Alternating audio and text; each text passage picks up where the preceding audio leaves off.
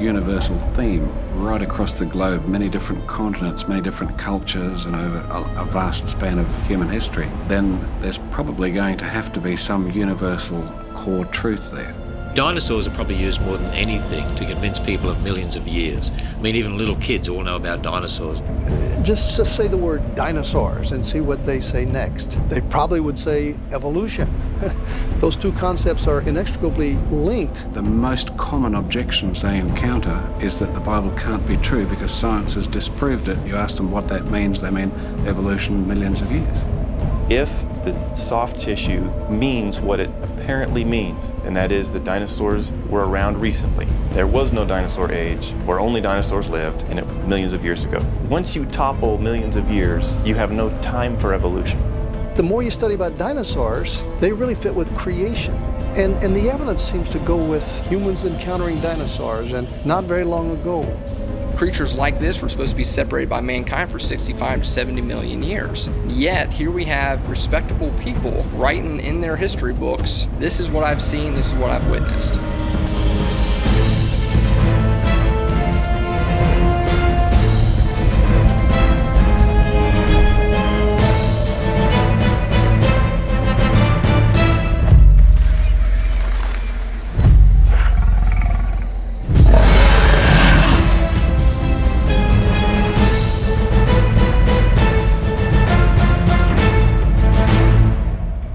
Why are you picking that one?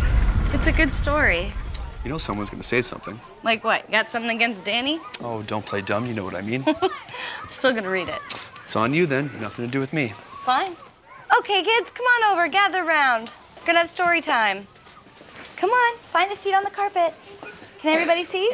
Yeah? Okay, good. Okay, guys, today's story is called Danny the Dragon.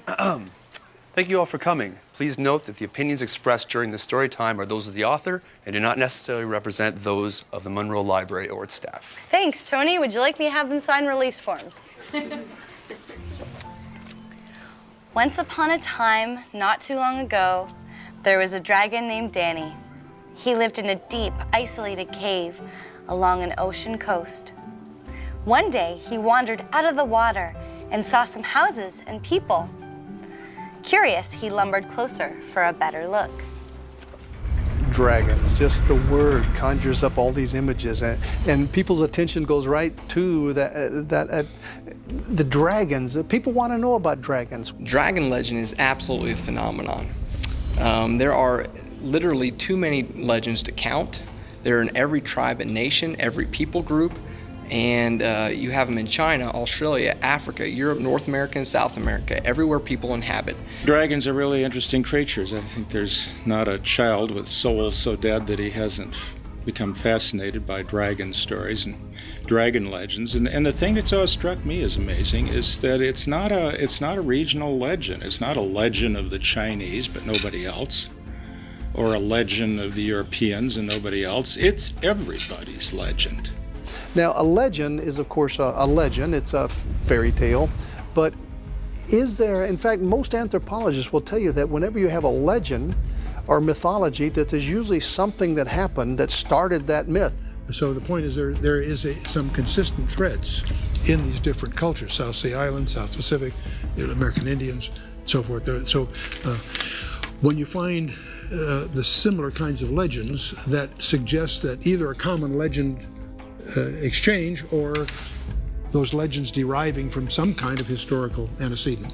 If we're to believe that they're mythological, that really presents a logical problem for us because there is a consistency that happens throughout all the dragon legends. Of course, dragon legends can become sensational. You know, a lot of your pagan religions attach some sort of meaning to these things. Like a lot of times in Chinese mythology, a dragon would, be responsible for the tides, or it would control the water or something like that. But if you scrape away all the sensationalism, you actually have a very real creature at the bottom of, and that is consistent throughout really the entire world. You just have a large scaled reptile that has many of them fly, some of them don't, but the ones that do fly have wings like a bat, and they're carnivorous, and they're basically going to gnaw your face off, and it is consistent no matter where you go, and that truly is remarkable. They look like big reptiles with long tails with scales, with sharp teeth, claws, oftentimes 3 claws, by the way, which many of the dinosaurs did have 3 claws, like the theropods. So I believe they're what many people have called dragons, or have been translated to the word dragon, really reflect a human experience, widespread among almost all cultures, of having witnessed at some point in history very, very large, very frightening reptiles.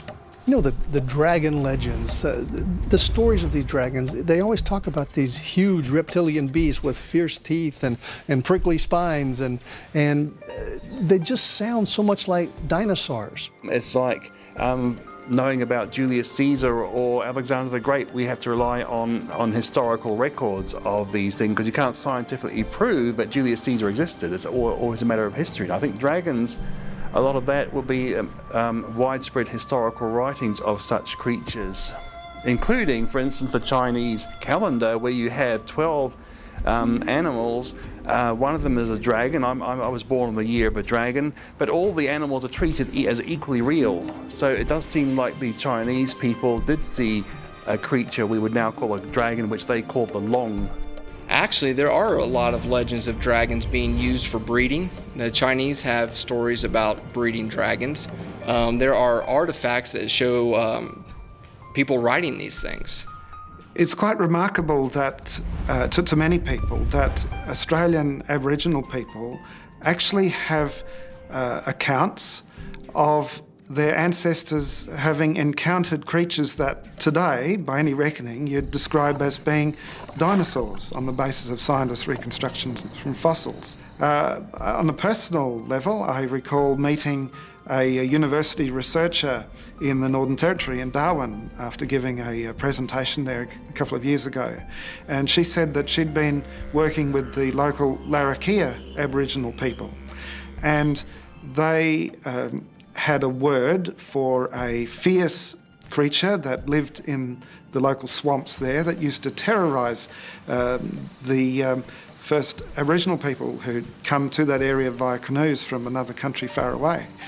And when this university researcher said to them, "Oh, that word obviously means crocodile," the Larrakia people responded, "No, we've got a different word for crocodile. This other creature, in fact, looks very similar to some of your dinosaurs in your children's book about dinosaurs." There is an Indian legend called the Thunderbirds. And according to legend, these huge bird-like creatures would fly, and they would actually be able to bring thunder with them. And at first that seems sensational. But if you start looking at the evidence, things change just a little bit. Because what is in the Black Hills in South Dakota, the legend is that these giant thunderbirds would actually fly to the top of the Black Hills, and they would like nest there. Now what is fascinating is that scientists have long believed that those kind of gigantic creatures needed strong winds to propel them to high heights. And so in the West, where you have these gigantic thunderstorms, it is really postulated that these gigantic pteranodons would catch thermal updrafts of these storms that would lift them to the top of places like the Black Hills. So from an Indian's perspective, that is trying to pull meaning from the things in nature, they would look at these, what they would call thunderbirds, and go, wow, they are bringing thunder. But it's actually, what's really happening is that it's the thunderstorms that are actually bringing the pteranodons. This is taken from a book named After the Flood, where he recounts, "Dinosaurs in the form of flying reptiles were a feature of Welsh life until surprisingly recent times. As late as the beginning of the present century, elderly folk at Penllyn in Glamorgan used to tell of a colony of winged serpents that lived in the woods around Penllyn Castle. As Mary Trevelyan tells us, the woods around Penllyn Castle, Glamorgan, had the reputation of being frequented by winged serpents, and these were the terror of old and young alike. An aged inhabitant of Penllyn, who died a few years ago, said that in his boyhood the winged serpents were described as very beautiful. He said it was no old story invented to frighten children, but a real fact. His father and uncle had killed some of them, for they were as bad as foxes for poultry. The old man attributed the extinction of the winged serpents to the fact that they were terrors in the farmyards and coverts." This is a pteranodon, an example of one. And by the way, not all of them were huge with big long wings. And in Beowulf, it describes two different kinds. One which had massive, huge wings, which we know existed from fossils, 30 foot and more wingspan. But there's another kind of winged serpent that was smaller, but it was just as much a pest. Not just in Beowulf, but in England and to the North American Indians and Central American Indians, etc. Interestingly, there's a Scandinavian king called Beowulf, and there's a very famous poem about his exploits. And if you read about his description of this big beast that he killed because it was terrorizing the villagers, it's a very accurate description of a Tyrannosaurus rex. Most people say Beowulf is entirely mythical because there's all these monsters in it. But if you read Beowulf, the poem, it doesn't say fairies and magic elves. It's talking about the Grendel. It's talking about a bipedal monster with giant mouth and big teeth that ate people, just like we might imagine a pteropod dinosaur might do. In the Agat National Park in Nebraska, there are these structures in the side of the rocks called Devil's Corkscrews. And for years, scientists thought that the plants or some sort of plant created these spiral structures that descend from the surface down about 6 feet. But it was not until they started excavating them that they found these little fossils of beavers at the bottom of them, and they found out that these beavers made these wild corkscrew lodges in the rock. And evolutionary timelines would put this beaver to be extinct about 30 million years ago. But the problem with that is that American Indians know full well what those corkscrews were. And if you would have asked a Lakota Indian, they would have told you they were beaver lodges. My point with Haas eagle is the Maoris tell a legend about a giant eagle. And it's easy for us to say, oh, giant eagle, pff, whatever.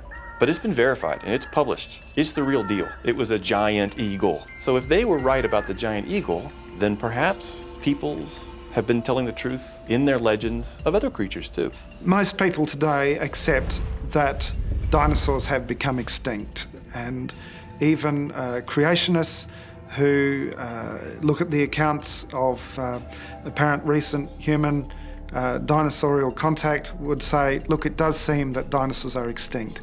However, there are some tantalising accounts of sightings in very recent decades from various places around the world. In the Congo, for example, the local people there talk of a creature they call Mokele Mbembe. And when Westerners have gone in with drawings of African creatures and dinosaur handbooks, and they've pointed to pictures of, say, the hippopotamus or the rhino, the people have said, no, that's not Mokele Mbembe. And when shown a picture of a sauropod dinosaur in a dinosaur handbook, they've pointed to something like a small sauropod dinosaur. Another example comes to mind, the Lake Murray region of Papua New Guinea. There were people there out in a canoe, and as they looked under their canoe, they saw a large creature swim under the canoe that had what looked like triangular plates extending down its back and all the way down its long tail. And the people speak there of large nesting sites adjacent to the water's edge, which have been clearly left by a large creature. If you only had one or two stories that sounded a bit similar to dinosaurs, you could see it as just a coincidence. But when you have this universal theme right across the globe, many different continents, many different cultures, and over a vast span of human history, then there's probably going to have to be some universal core truth there. In fact, the late Dr. Carl Sagan, one of the most well-known of all the world's evolutionists, took it so seriously that he actually wrote a book called The Dragons of Eden to try and answer this question as to how come there are so many different stories of dragons that are very similar to the dinosaurs when no one's ever seen a dinosaur. And the answer he came up with in his book was essentially that we evolved from reptiles, so part of our brain is a sort of a leftover of when we lived in the age of the reptiles, and so dragon legends are really, if you like, inherited memories from the age of reptiles.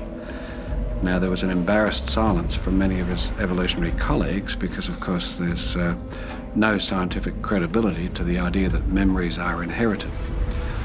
You know, that you might remember what some ancestor did when he was serving Cleopatra or something like that.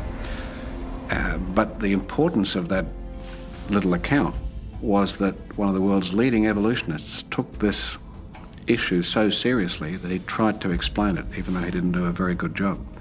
A much better explanation is that the Bible is right, that man and dinosaur did live together, and what we see are the somewhat corrupted legends, somewhat corrupted stories of a time when people and dinosaurs did really know each other.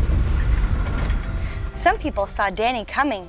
He was huge with scales and a long tail. They ran away screaming, "Dragon, dragon, run for your lives!" Danny yelled, "Come back!" But it just sounded like, "Roar!" This made everyone run faster. Stories about Danny's huge teeth and claws soon spread across the land. If these really are stories based on memory, that means that at one point in time, man did see dinosaurs. In National Bridges National Monument, Utah, there's actually some carvings, petroglyphs, done by the Indians that even an evolutionist in an evolutionary textbook says looks like a sauropod dinosaur. And we've actually had a team go out there, they've seen it, photographed it, did a wax cloth impression of it, and it just looks like a sauropod dinosaur. But of course the evolutionists would say, well no, it must be some mythical animal. Why? Because dinosaurs didn't live with people. Well, how do you know that? And so to me, that sort of evidence, when you look at your dragon legends, many of the descriptions of those dragons actually fit nicely what we would call dinosaurs. And many of your dragon carvings, for instance, that you see, dragon paintings around the world, they look like some of the dinosaurs that we would understand existed from the fossil record. The exact date was 1186 AD. And it's a stone temple. It's in the Angkor Wat temple complex around Cambodia. And in a jungle area. There's a number of stone carvings of things that are familiar to us today, along with Hindu and Buddhist mythology. And very distinctively, there's one that looks very much like a stegosaur, as reconstructed from fossils by scientists. And the question becomes, how did the people who carved that stone 800 years ago have carved so beautifully a stegosaur without having had any knowledge about what's in today's encyclopedias? And the clear conclusion is they were familiar with those creatures because they were alive at the same time. Unless it was living, how could they get its anatomy correct?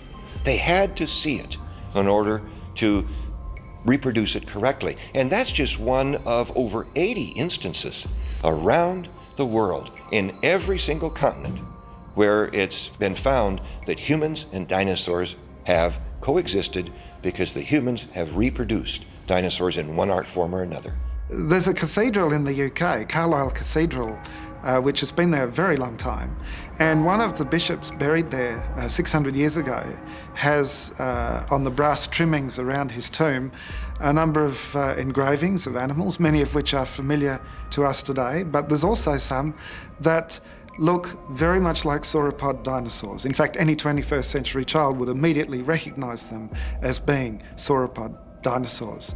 And so when we think about the evolutionary view that says dinosaurs became extinct 65 million years ago, and then we look at these sauropod dinosaur engravings on this 600-year-old tomb, how did they get there? The oldest artifact that we have, period, is an Egyptian slate that commemorates an Egyptian king. And Hierakonpolis slate is one of the names given to this artifact. And on one side it shows him grasping the head of his recently defeated foe and about to chop the head off. So it's a slate saying, look how great I am. And on the back, it's got some Egyptians with ropes around necks of two great sauropod looking, I mean, they look just like a children's book with a Patagosaurus on it or something, necks intertwined.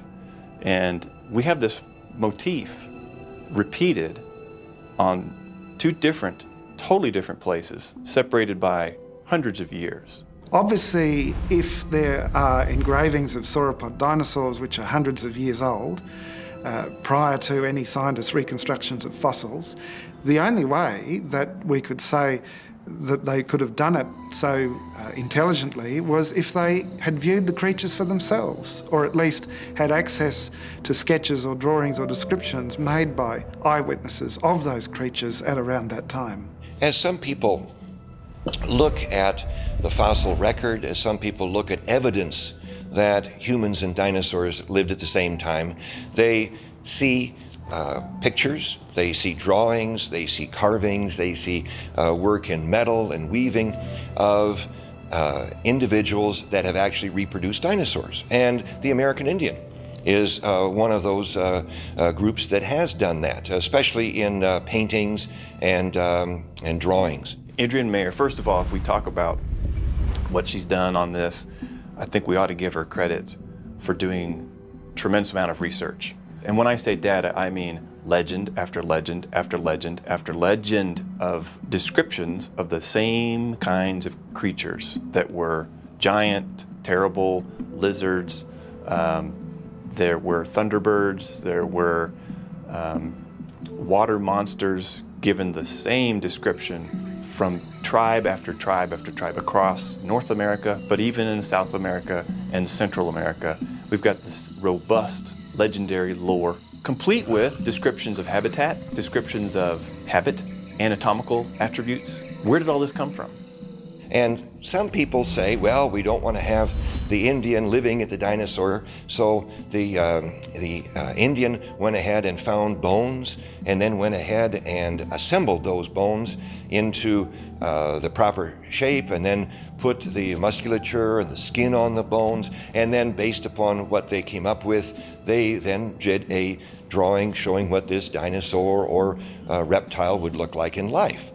Now, with all due respect to the skills of the American Indian, and there are a great many of them, I honestly don't know if paleontology hundreds of years ago was one of them. Well, the very fact that we have these artifacts begs the question, how did they know to draw these? In other words, if they're mythological, how is it that they all drew the same exact myth, and yet they're separated through distant time as well as distant geography? And the question, it's a tough one to answer because it depends on your worldview. And if you back up and think, if I just go based on the data, then it seems to suggest on its surface that these people, real live people at some point, encountered creatures that looked like this.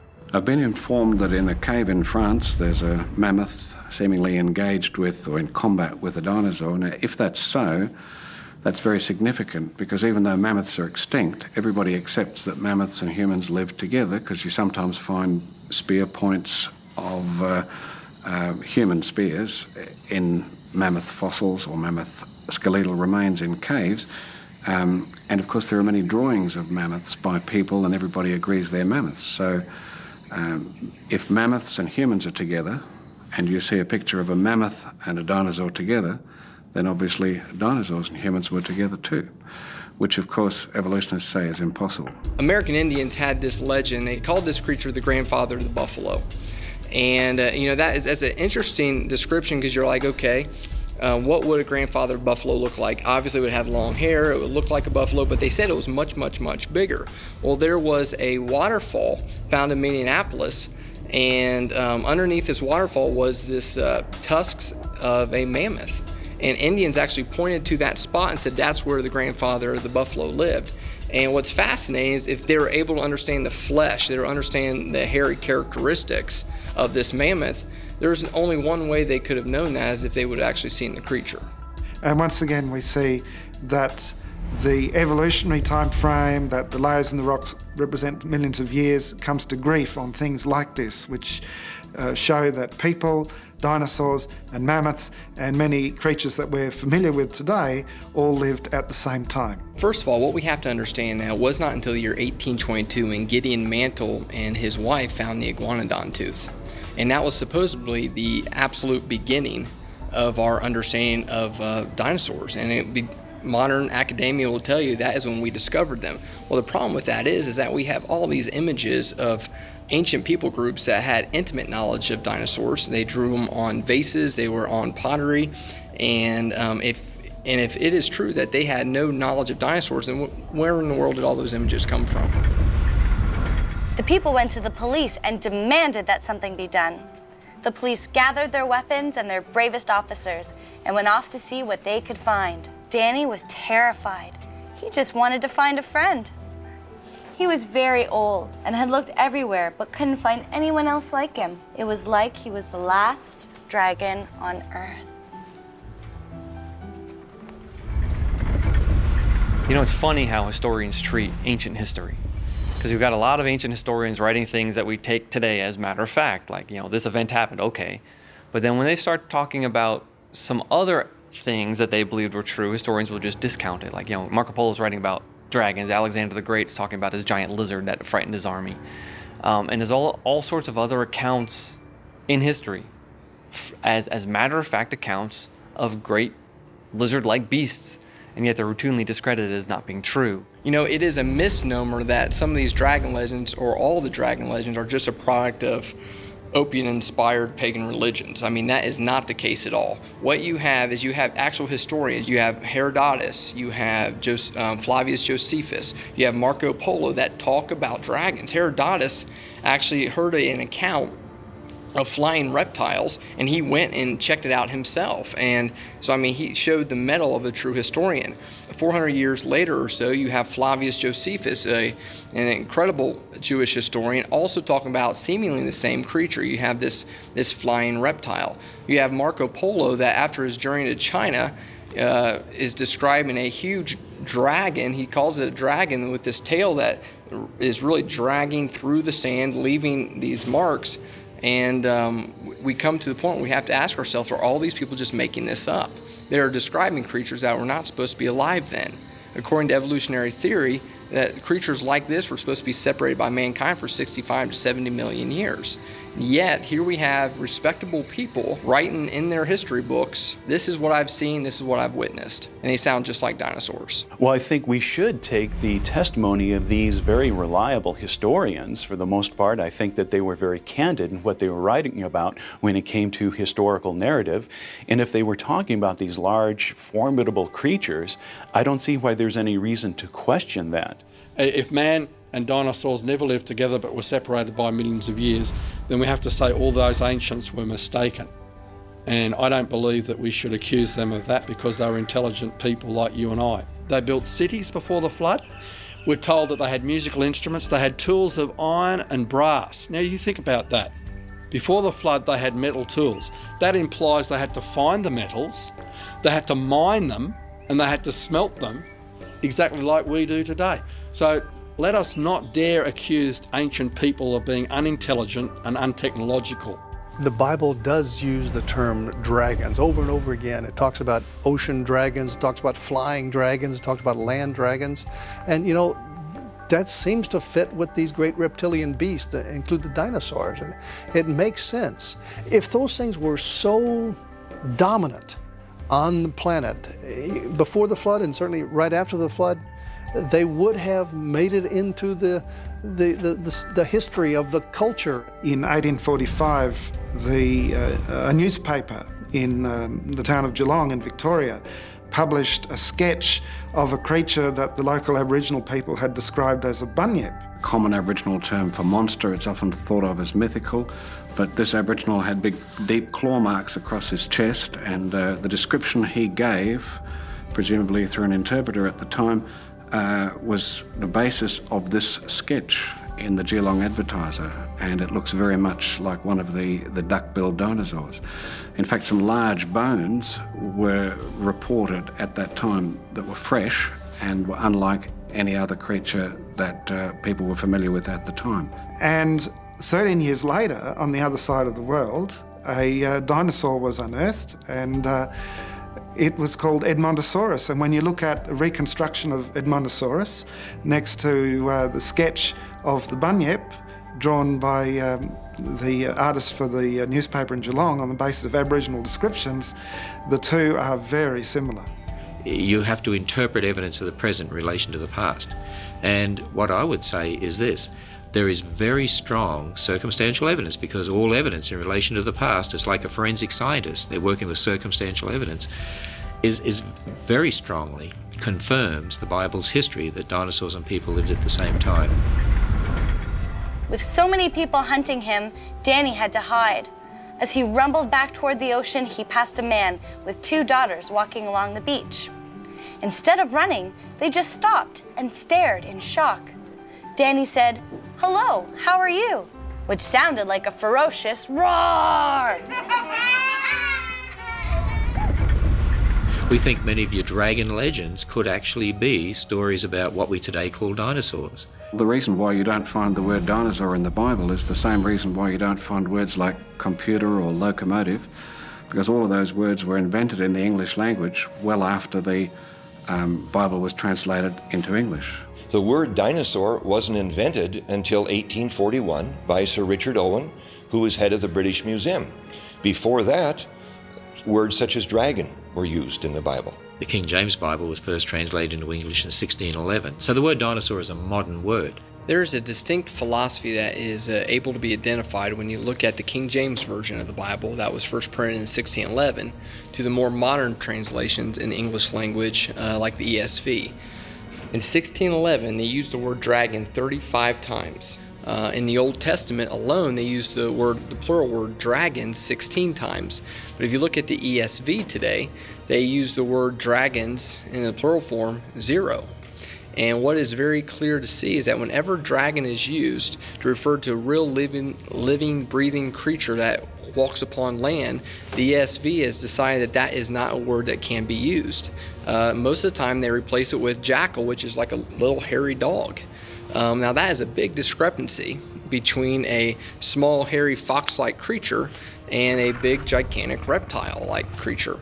And what you see is that the evolutionary mindset has seeped into so many things that we have even our most conservative Bible theologians look at dragons. They do not make the connection between dragon and dinosaur, and they have the idea that, wow, dragons aren't real, and so we have to protect the inerrancy of the Bible. Most of the people believe that dinosaurs died out 65 million years ago, and therefore humans couldn't possibly have seen them because they haven't been around that long. So it's a case of a faulty view of history with this millions of years imposed upon it, which means they have to try to explain away human encounters with creatures which we would call dragons. But sometimes we treat God like he's a little old lady that needs help crossing the street. No, I believe that God said what he means, and he means what he said. So if dinosaurs and dragons really are one and the same, one might actually ask, well, why did dragons fade into mythology to begin with? And that's a really good question. So you had all cultures in the world essentially passing on stories about big lizards. And over time, those stories get corrupted, they get distorted. It's a fish story of the day, they get this added or that added, and all of a sudden they become magical and they cast spells in at least a modern fantasy literature. It was not until around the year 1800 that a French scientist named Georges Cuvier started to publish his findings that the extinction of a species was actually possible. Before that time, no one thought that species could go extinct. They actually thought that God had a kind of a supernatural preservation on all the species of the world. The reason they thought that was an errant view of the Bible. They go back to Genesis and said, that God created all the creatures and that it was good. So they thought that at that point that there was kind of a supernatural preservation on that. That then got reinforced again when the flood came. And the story of Noah's flood is that God was going to cleanse the planet and was going to basically start over and with Noah and his family. Well, he had Noah bring all the animal kinds 2 by 2 to the ark. And again, there was this sense of preservation. We didn't invent the word dinosaur until the 1800s. And so anything before the 1800s could not have used the word dinosaur. And so no Bible translations would use the word dinosaur prior to the 1800s. And since then, no Bible translation would dare to use the word dinosaur because of pressure from the evolutionists. So people before the 1800, as they're hearing the stories of dragons, they're looking around saying, I don't see that creature alive today. And if it is not alive today, then it was never alive. And that is how and why dragons fade into mythology. There are a lot of things that over the years have been found that were thought to have been extinct. Some mammals, some fishes, some plants. The coelacanth was the classic example from the early 1900s. The Wollemi pine, which was discovered in the later 1900s. So there's a lot of things that pop up that no one thought everyone thought went extinct. But it turns out that they're still here and they're essentially unchanged from the way they were supposedly millions of years ago. And also there's an Australian living fossil that's very well known. It's called the Wollemi pine. And it was found in a very isolated part of a conservation reserve near Sydney in New South Wales.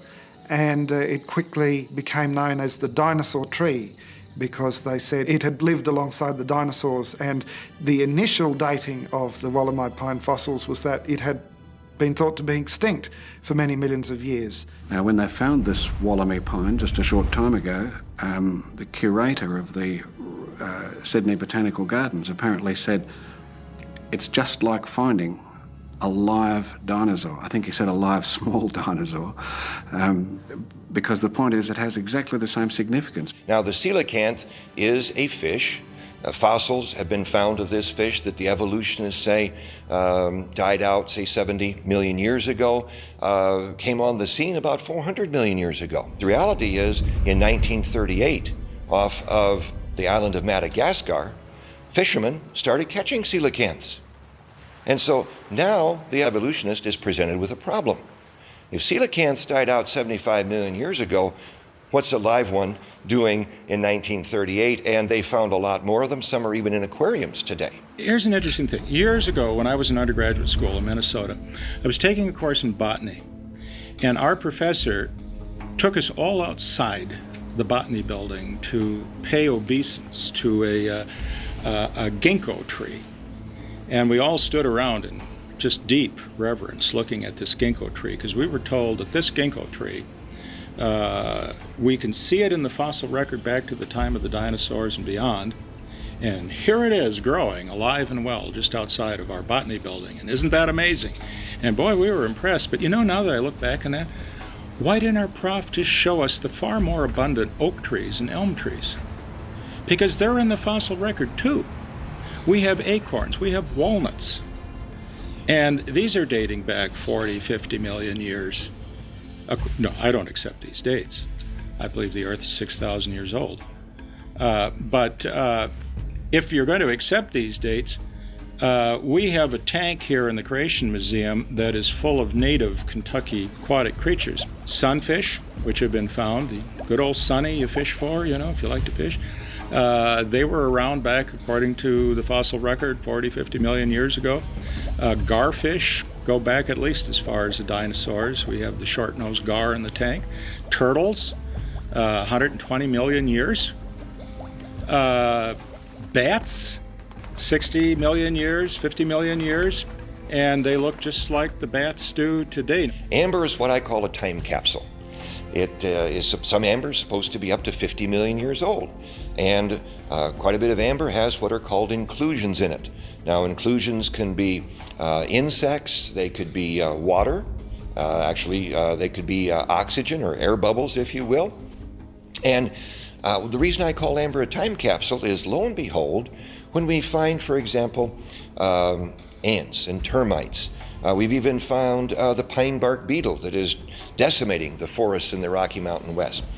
These animals, or these insects, if you will, are exactly the same as what we have today. The Jurassic shrimp was supposed to become extinct during the Jurassic time, and yet they're alive and well and just as delicious today as back in the alleged evolutionary past. And so these living fossils, I think, are clear testimony to the youth of this Earth. Terrified, the man pushed his daughters behind him and said, "Oh God, you are wonderful and powerful and created such amazing creatures. Please don't let him eat my daughters. As you love all your creation, I love them." Then he turned and plunged back into the ocean. According to conventional wisdom, the dinosaurs lived from about 250 million years ago to about 65 million years ago. The reason why they say that is after the so-called Cretaceous layers, you don't find any more dinosaur fossils above there. And so they believe the dinosaurs were wiped out 65 million years ago. And they believe that man only evolved in the last 2 million years, say, because we only find human fossils at the very top of the layers. And so man and dinosaurs, in their view, could never have lived together because they would be separated by over 60 million years. An evolutionist would look at the fossil record, and they would, based on their idea that the Earth is ancient and that the present is the key to the past, and they would look at natural processes which act very slowly, they would say, therefore, the fossil record must have accumulated very slowly. And because it's such a slow process, it's actually, you can look at it and look at different eras of time. And so in this section, these fossils are buried. That means that these fossils are alive at one point in time.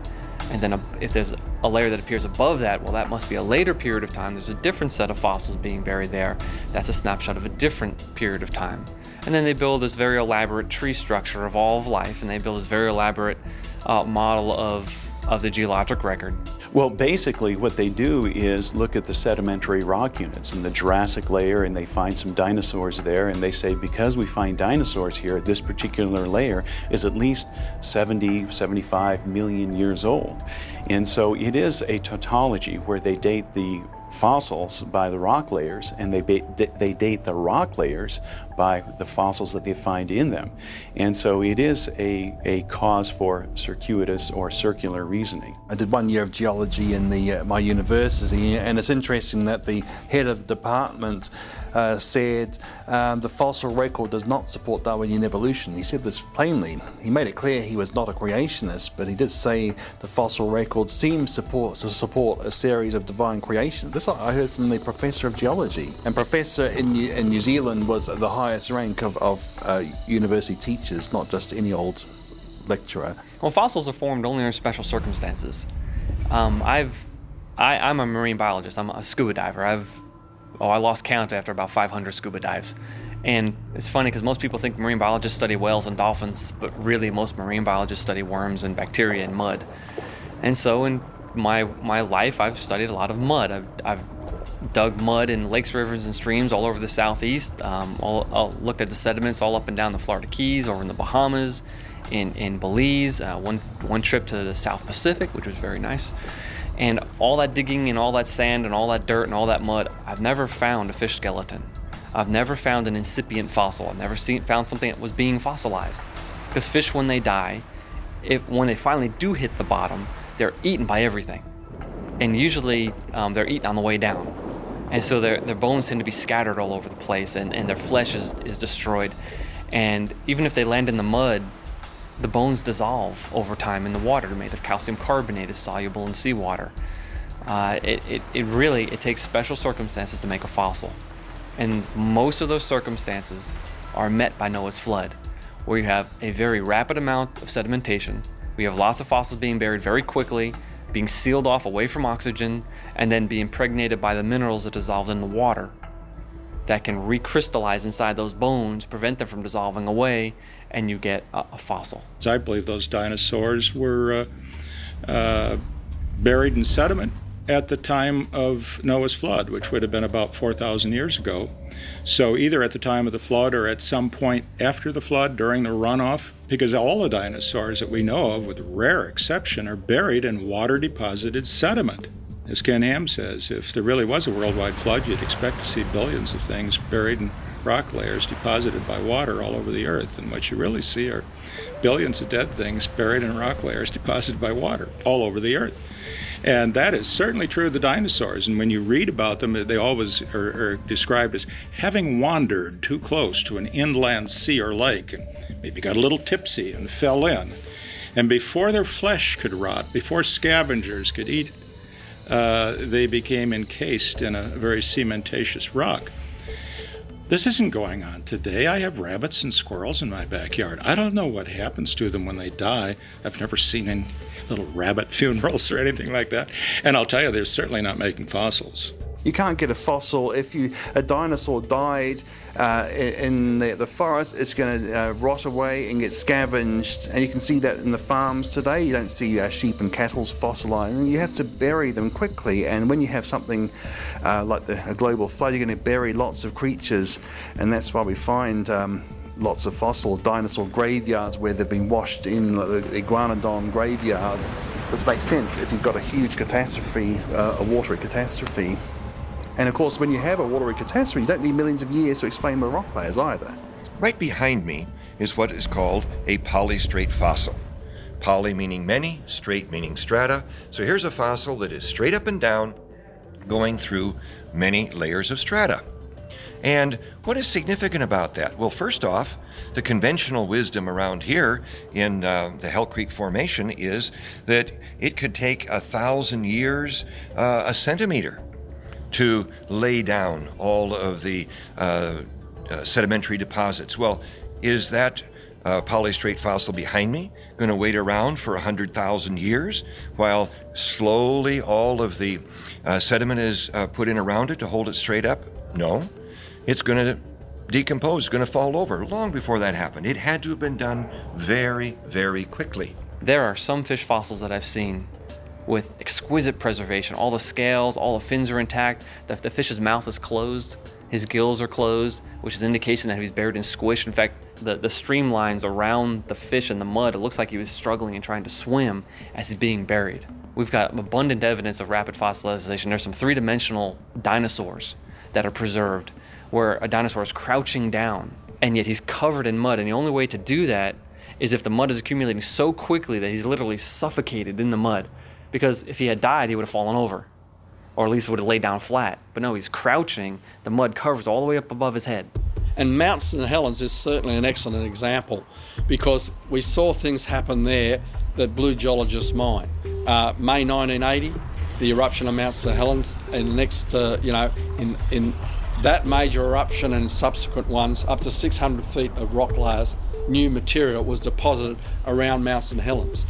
And at one particular level, we find a 20-foot horizon that was produced on June 12, 1980. We know the day and the year because people were there to observe it.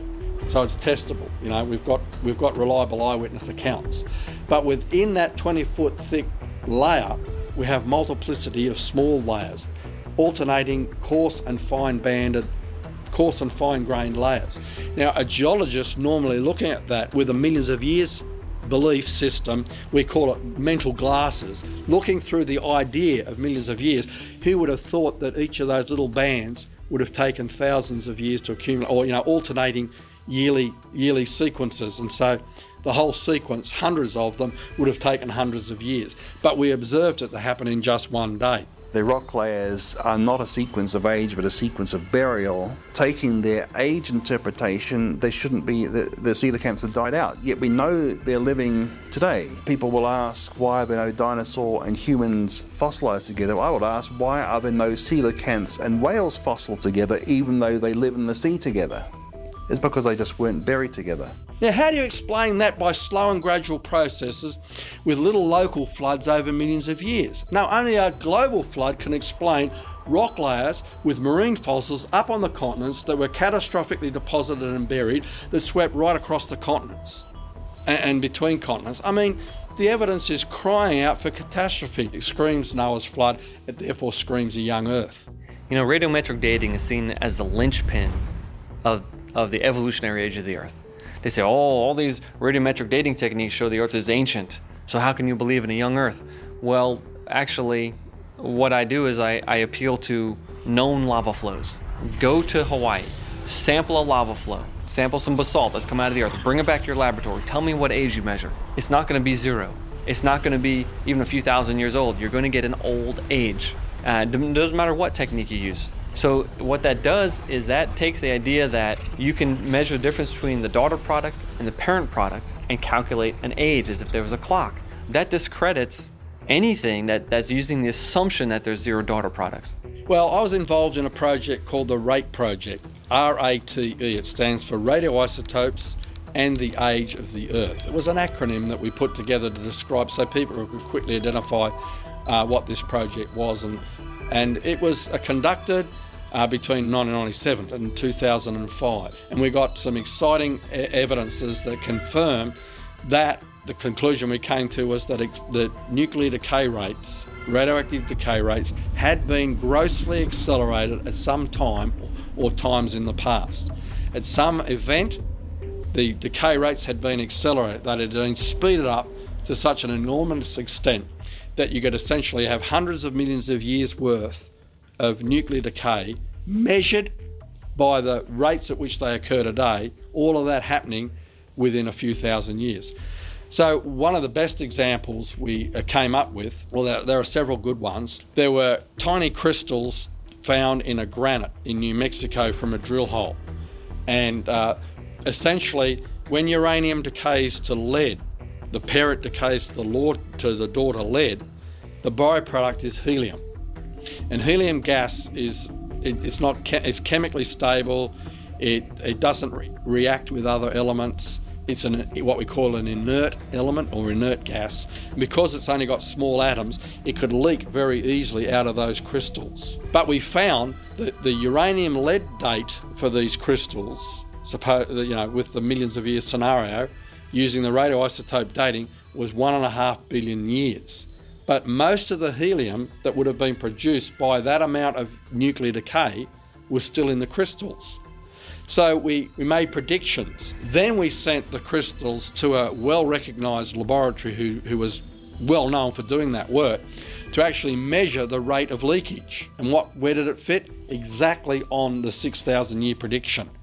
In other words, while the uranium to lead clock had ticked at the rate of 1.5 billion years, that's 1,500 million years, while uranium had been ticking through that rate, helium had been leaking at a different rate. That means because we know of the law of leakage of these atoms, well-known physical law that we can reproduce in the laboratory, that was a far more credible age determination method. There was some basalt flows that erupted on the rim of the Grand Canyon, flowed down into the canyon all the way to the base of the canyon. That means that the lava flow is younger than the canyon, younger than the uppermost sediments, and yet that lava flow dates to millions of years older than the canyon itself. It really raises the question, how do we know that these techniques are valid? We've got other lines of evidence. There was about 3 or 4 lines of evidence that we found that all pointed in the same direction, that the assumption of nuclear decay rates always being constant at the rates we measure today isn't true, that they were accelerated in the past, and that means the clocks can't be trusted. We have done carbon-14 dating on coal and diamonds, which are hugely old. Diamonds are supposed to be over 1 billion years old, and yet we find carbon-14 in them. Now, hang on, carbon-14 would have long just decayed if it were that old. One of the discoveries that has really rocked the evolutionary world was made by Dr. Mary Schweitzer and Dr. Jack Horner from analyzing the interior, the bone marrow, if you will, of the thigh bone or the femur of a T-Rex that was excavated back in 2003. Their report was published in the March-April 2005 edition of Science Magazine, a very prestigious, peer-reviewed science magazine. And they reported, and to my left are pictures, just a few pictures, there's many more that were actually in the magazine. They reported soft, stretchable, elastic, snap back like a rubber band tissue in that thigh bone. In addition, they reported finding red blood vessels that still had blood cells in them that were identifiable, and all of that would be impossible if this dinosaur died out 65 to 68 million years ago. Clearly, science has shown this dinosaur died out very recently, and I would say perhaps as a result of the flood of Noah's day, just a matter of, say, 4,000 years ago. Doctors Mary Schweitzer and Jack Horner are paleontologists. They study fossils. Specifically, they're interested in dinosaurs. In fact, I think you could call Jack Horner Mr. Dinosaur. I mean, he's probably associated with the study of dinosaurs as much or more than anyone else that comes to mind. Mary Schweitzer said that on one such test, she said she couldn't believe it until she'd done it 17 times. This is pretty thorough. So most people are understandably shocked, and that includes certainly evolutionists, that you should find what appears to be fresh marrow. Still soft, still with blood vessels, still with red blood cells. More recently, they've gone beyond that. Schweitzer, working with other investigators, have looked at the biochemistry of the marrow, and they have indeed found protein fragments. Now, not the whole protein, but protein fragments. Proteins usually don't remain completely undisturbed for a few thousand years, and of course we have no idea for 70 million Well, of course, the evolutionary naturalists who embrace the long ages of evolution, who maintain adamantly that man and dinosaur are separate by 65 million years, are very, very uncomfortable with these continuing discoveries of Mary Schweitzer. Tom Kay of Seattle, who was also a critic of the first study of Mary Schweitzer, said, and I quote, "This will either be nothing or the biggest revolution in paleontology ever." You know, I would have to agree with the latter portion of his quote. This is one of the greatest paleontological discoveries ever. Danny returned to his cave, deep in thought. What had made that man on the beach so brave? The man had spoken about someone who had created him. The man had spoken about a creator that loved all his creatures. Was Danny one of those creatures?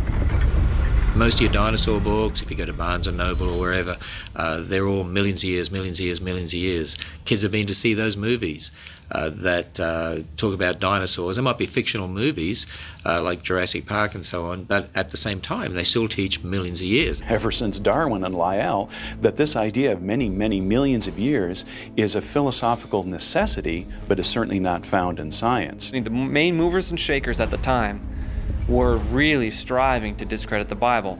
I mean, Lyell himself said that his stated goal was to free the world from Moses. And if that's a stated goal to free the world from Moses, he is actively trying to undermine the biblical account of creation. So that's why we have to talk about the age of the earth issue if we want to talk about dinosaurs and humans, because these are two radically different views.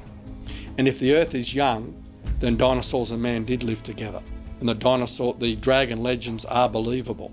Paleontologists also, I believe, go ahead and fill in the gaps as they see them in the evolutionary timeline, going from monkeys to man, going from microbes to man. One of the things that they find, though, in the process of doing that is that life is very complex. Whether it's dead life or living life, it is still extremely complex. And so that means they've got to have huge amounts of time in order to give people any idea at all that it's credible to go from microbes to man. And that's really, time is the magic bullet for the evolutionist.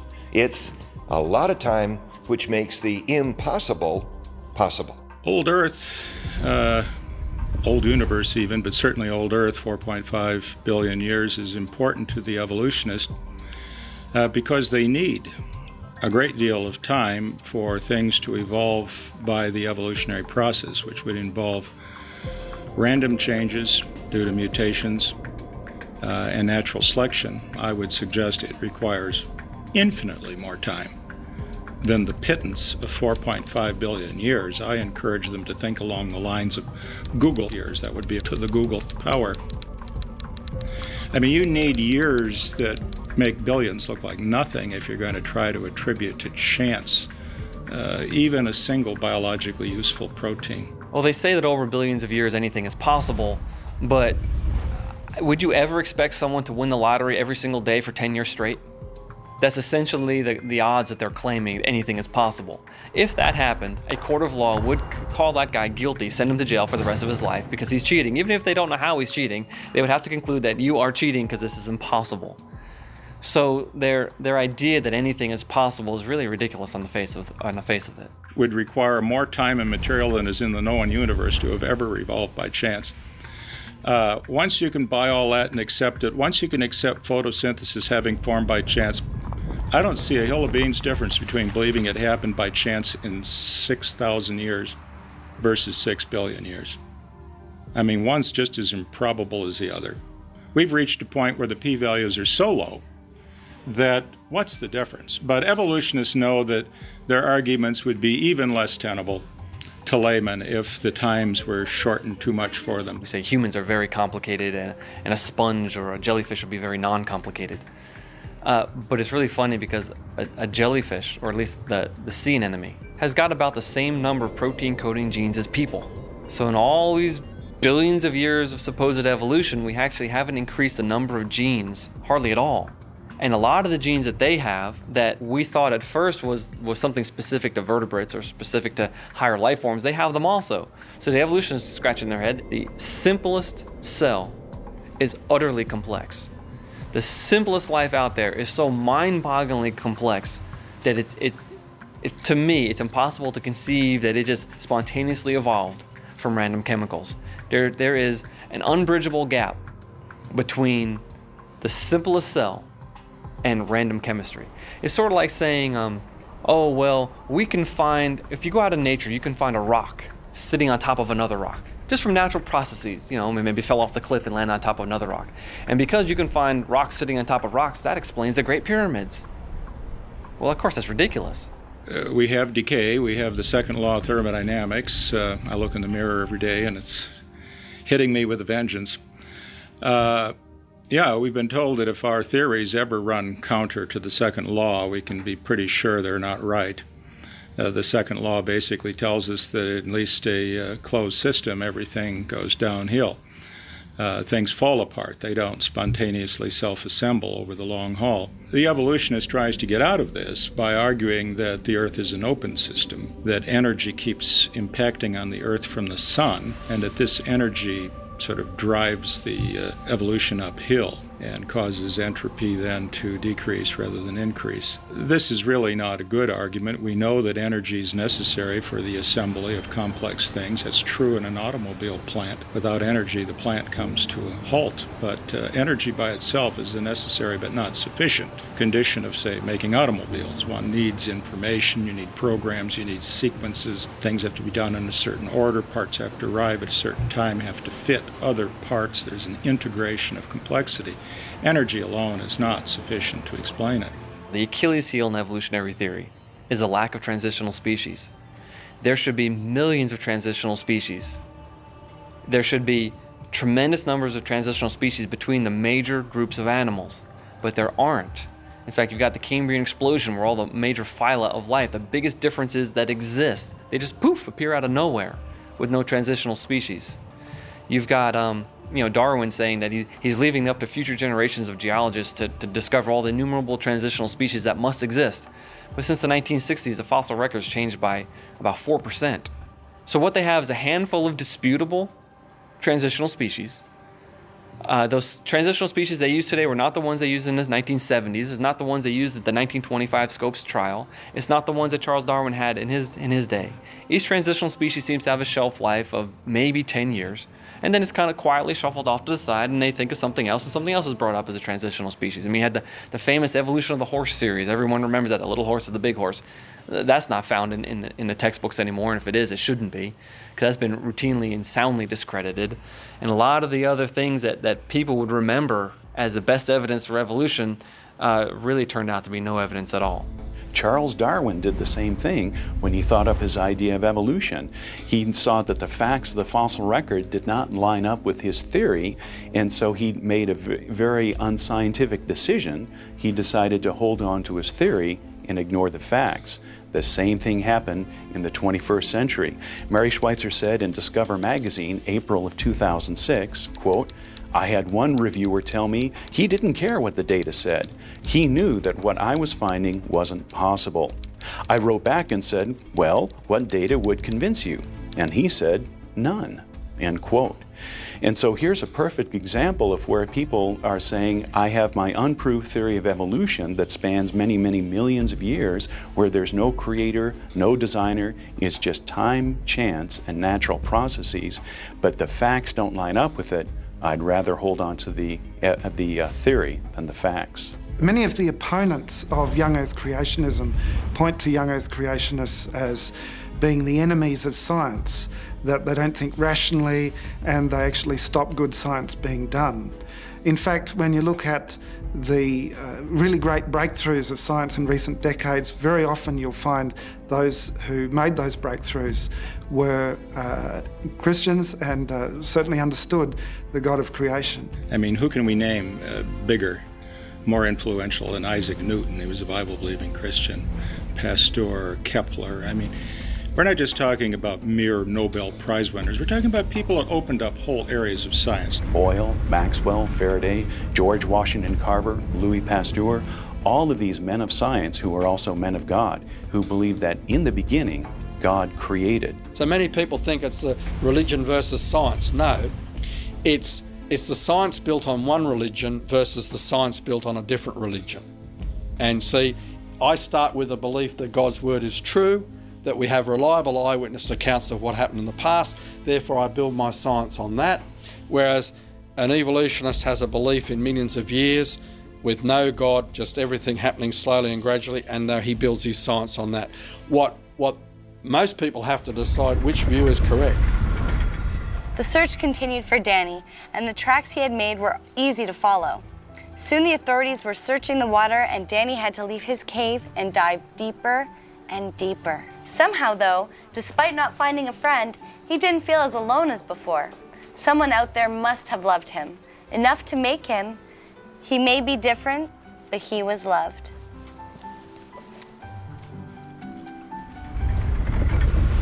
I think that a dinosaur is described in detail more than most other animals in the Bible. I really do. For instance, when you go to Job 40, there we have an account of God speaking with a man called Job, and this was after the flood. And he was saying to Job, look at this animal called behemoth. Now that's just not an English word, that's just a transliteration of a Hebrew word. The Hebrew word there is plural, because behemoth is a well-known word for a beast.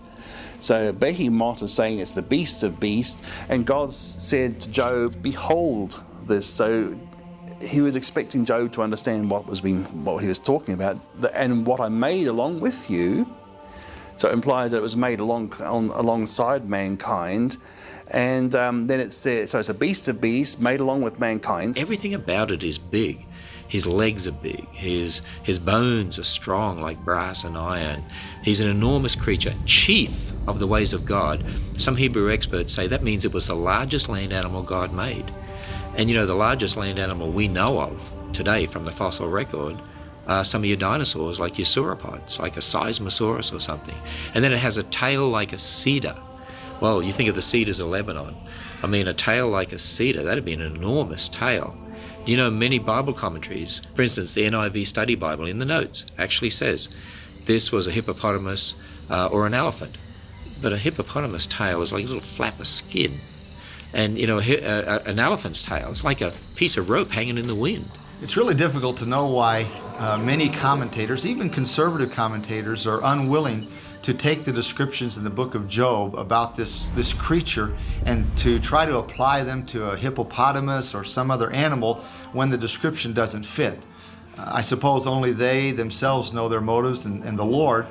Is it that they're afraid of looking foolish or, you know, scientifically simplistic or whatever? But it is very clear that the description of the animal there in Job's book is not a hippopotamus. When we look at the description of that creature, it really does seem to fit with a brachiosaur or a Patasaurus, sauropod type dinosaur. You read the description of behemoth while looking at a fossil at, say, the Pittsburgh Carnegie Mellon Museum of Natural History, and limbs like great bars of iron, you know. That's exactly the way it looks.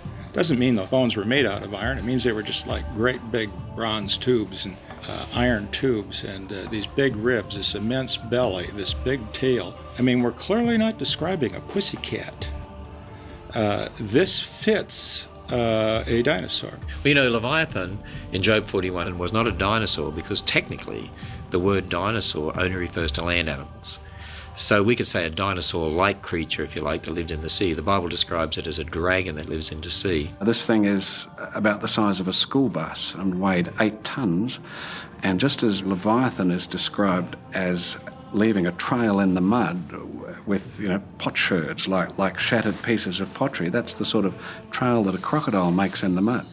But you're not talking about the crocodile that we know nowadays. If you look at this picture of a modern-day crocodile skull and this Sarcosuchus skull around it, you can see the vast difference in size.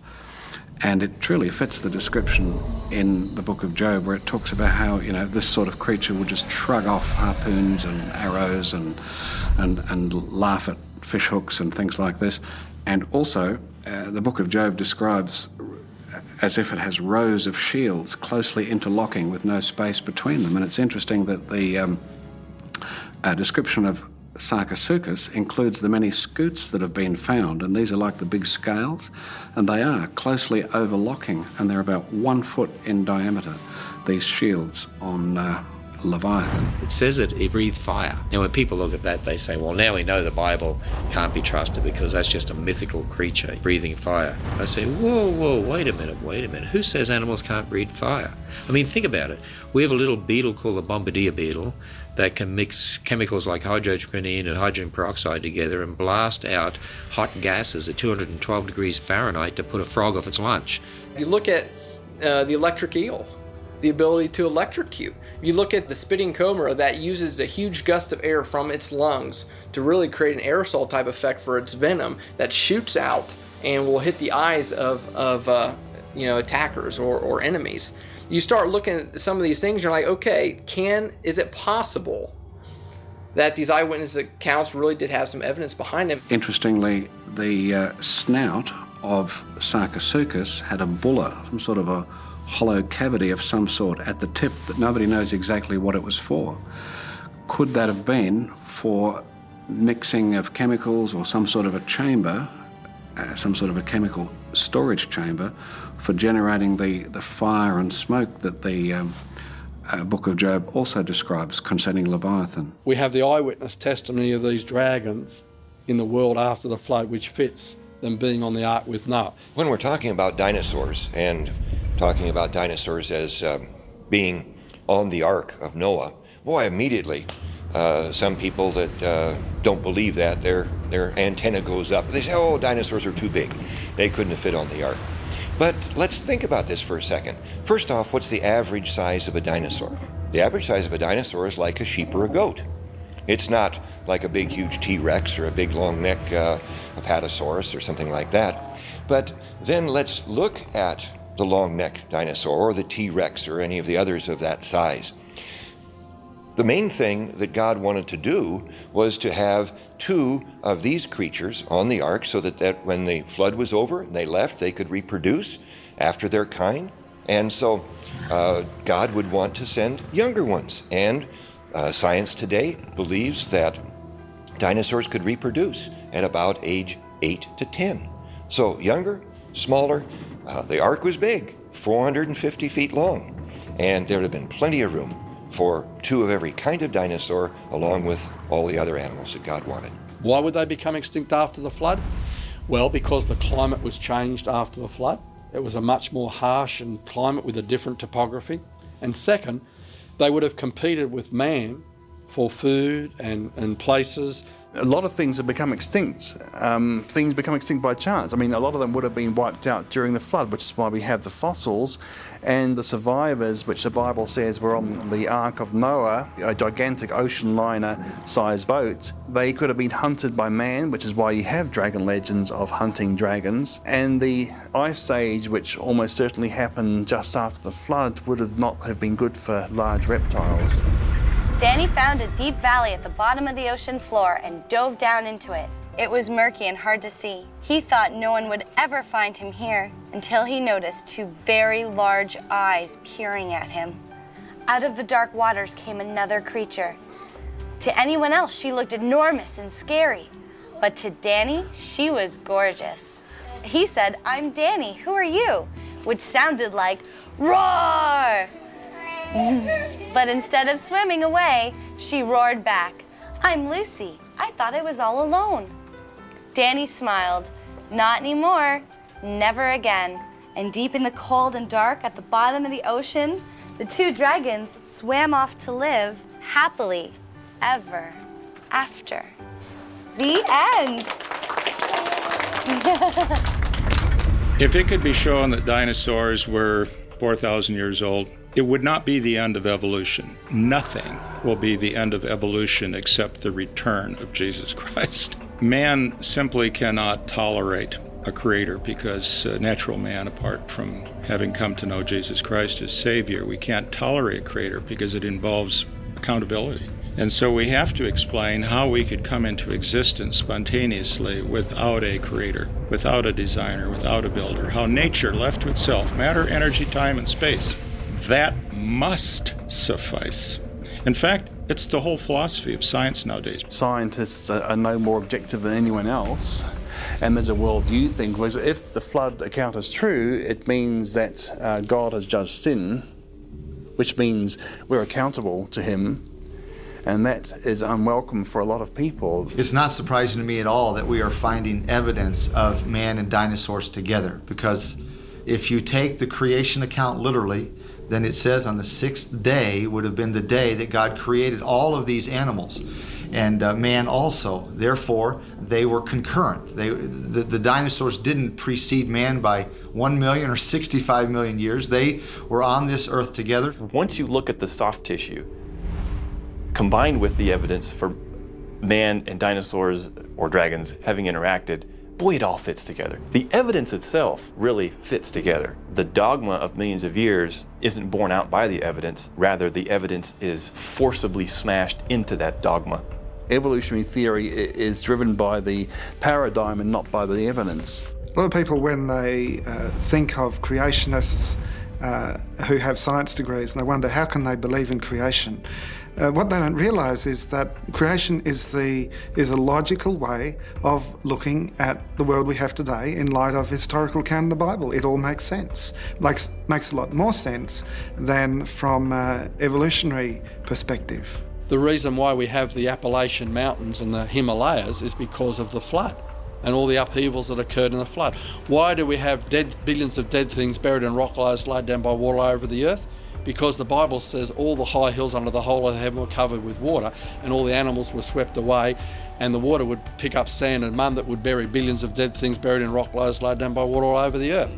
And so I hold to the view that the Bible tells us what happened in the past. We can test that, and we find overwhelmingly the evidence supports that. I had actually, really felt that I was really something special, because I could tell God how he did it. I had put God in a box and I'd say, yeah, God, you started out, but this is exactly how you did it. You used evolution. Now, when that was pointed out to me, it hit me right between the eyes. Boy, how arrogant.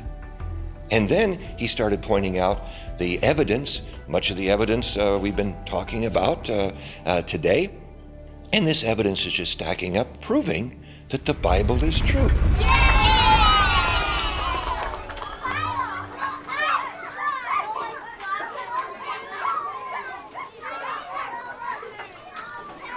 Hi, I thought this was a public library. It is. Is there something I can help you with?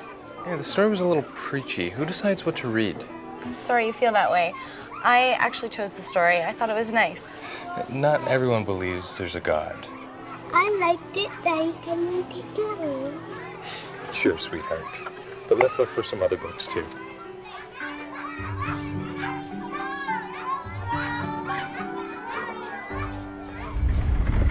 What's the point? I mean, why do you care how old this rock is, how old this fossil, how that animal got to be the way it is? But there are underlying meanings that go to the very core of our being, that answer life's big questions. Who am I? Where did I come from? What's the meaning to life? What happens after I die? These big questions are answered by creation information. Today, I find that the biggest objection people say as to why they can't accept Jesus is because they've been taught evolution at school of the millions of years, and they say, why should I trust the bits of the Bible that talk about Jesus when you can't trust the very first bits that talk about creation? Well, I was an atheist all the way through university because I believed that everything made itself, because I believed in the millions of years and so on, and it was obvious that the history in the Bible, that the gospel depended upon that if evolution in millions of years were right, what the Bible was teaching just didn't make sense. It was only when somebody gave me a book that explained how I could look at the same facts and interpret them logically and rationally in a way that was not only intellectually satisfying, but that fitted the Bible and that actually made more sense than the evolutionary long ages point of view, that I could become a Christian. Today's scientific geological discoveries are confirming that processes that used to be thought to take literally hundreds of thousands or millions of years can be done very quickly, which supports the sudden creation, it supports the flood of Noah's day, and is adding additional support to the true history of the Bible. Your knowledge about the Creator is testified by the creation itself. The creation, the scriptures, the heavens declare the glory of God. Whether you're talking about astronomy or microscopy, the frontiers of science bear testimony to design. And that design is sufficient to hold us accountable. The Bible is very clear that God is omniscient, He knows all, and if you accept that Scripture is the Word of God, then He has given us a perfect record that we can base our lives on, base our views on, and therefore, because man's views are always changing, man's opinions have shifted down through the decades, centuries, even just from an experiential standpoint, it makes sense that we would rest our hope, our faith, our views on God's wisdom and not man's wisdom. You see, a court in a courtroom, a judge and jury are going to look for eyewitnesses, aren't they? If they want to re-establish what happened in the past at the scene of the crime, they can have all the forensic evidence they like, but the forensic scientists weren't there. They're interpreting what the blood stains might mean and what this, the gunpowder and the angle and all the rest of it, but they could be wrong. The judge and jury will determine the case from an eyewitness that was there who could describe exactly where the person was standing with the gun, exactly what happened when the gun was fired. You see, that's what we have with the Bible. The Bible is telling us who was holding the gun, who was firing it, what happened. The scientists weren't there. The Bible stands on its own, but from science, we can really establish that it's true. We can find confirmation of it. We can find the evidence that it really did happen just that way.